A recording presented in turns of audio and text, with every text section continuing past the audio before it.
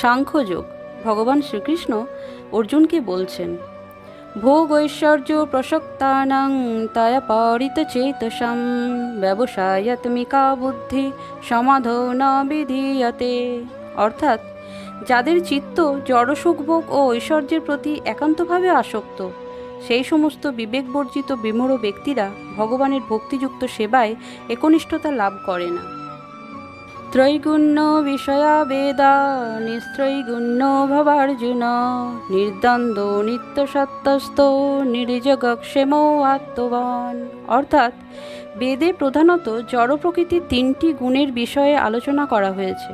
হে অর্জুন, তুমি সেই গুণগুলিকে অতিক্রম করে নির্গুণ স্তরে অধিষ্ঠিত হও, সমস্ত দ্বন্দ্ব থেকে মুক্ত হও এবং লাভ ও আত্মরক্ষার দুশ্চিন্তা থেকে মুক্ত হয়ে আধ্যাত্ম চেতনায় অধিষ্ঠিত হও। চিত্ত যখন একাগ্র হয়, অর্থাৎ মন যখন আত্মাকে উপলব্ধি করার জন্য একাগ্র হয়, তখন তাকে বলা হয় সমাধি। যারা ইন্দ্রিয় সুখ উপভোগ করতে উৎসুক এবং এই ধরনের অনিত্য জড় বিষয়ের দ্বারা মোহাচ্ছন্ন, তাদের পক্ষে একাগ্রচিত্তে আত্মোপলব্ধি বা সমাধি লাভ করা সম্ভব নয়। তাদের মায়ার অধীনস্থ হয়ে সর্বদাই নিপীড়িত হতে হয়।